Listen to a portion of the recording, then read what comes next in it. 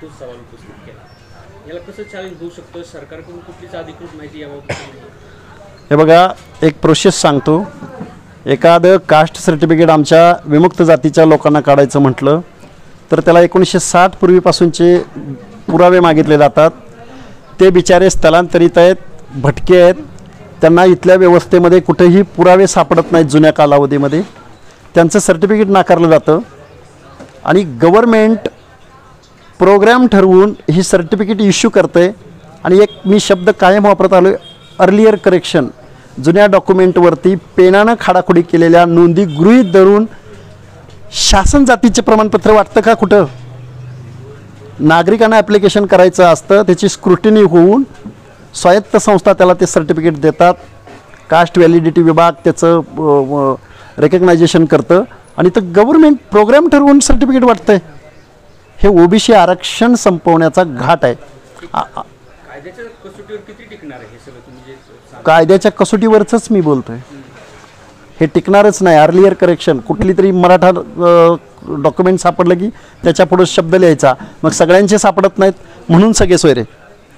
गावातला एका माणसाचं सापडलं आहे, मग एका माणसाचं सापडलं आहे तर मग सगळ्या सोयऱ्याचा जर अध्यादेश आला अख्ख्या गावाला ते सर्टिफिकेट इश्यू होणार.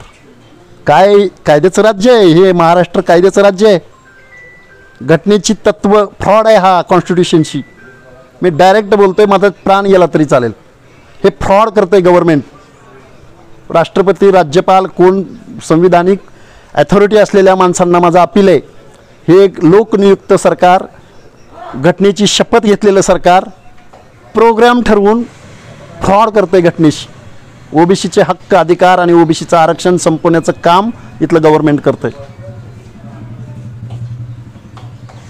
साहेब, आता जरांगे म्हणाले की एसटी आरक्षणाच्या बाजूला आपण लढावं, नेत्याचं ऐकून उपोषण आंदोलन करू नये. राज्यात मराठा विरुद्ध ओबीसी वाद लागण्याची शक्यता आहे. कुठल्या नेत्याचं मी ऐकतोय? एस टी रिझर्वेशनची धनगर समाजाची मागणी अनेक वर्षापासूनची आहे, पण आमचं आत्ताचं ताटातलं 3.5% 27%पैकी 3.5% रिझर्वेशन धनगर समाज घेतो आहे. आमच्या मुलांनी आत्ता नोकऱ्या कुठंतरी शिक्षणामध्ये नोकऱ्यामध्ये आमची मुलं येत आहेत पुढं. एस टीची मागणी आमची खूप जुनी आहे, पण जरांगींना एवढं कळत नसेल की आम्ही 27%मध्ये येतो. आमची संख्या थोडीशी महाराष्ट्रामध्ये जास्त आहे. ह्या आमच्या आरक्षणाचं संरक्षण मायक्रो कम्युनिटीनी करायचं का? आमचं कर्तव्य आहे. आम्ही 3.5% रिझर्वेशन घेतो आणि आमच्यातला कुठलाही नेता, सगळेजण आम्ही भुजबळ साहेबांबरोबर आणि ओबीसी चळवळीबरोबर आहोत. आमचे पडळकर साहेब असतील, आमचे जानकर साहेब असतील, आमचे शेंडगे साहेब असतील, जेवढे म्हणून नेते आहेत ते सगळे नेते आमच्या ओबीसीच्या न्याय, हक्क, अधिकाराविषयी लढतायत, झटतायत. त्यामुळे इंग्रजांची नीती अवलंबणं बंद करा जरांगे. तुमच्या कुठल्याही प्रश्नाला आम्ही प्रतिवाद करणार आणि महाराष्ट्रामध्ये आम्ही 50%हून जास्त आहोत.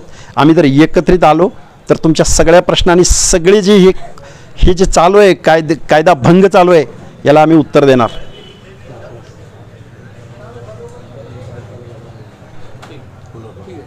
चालेल.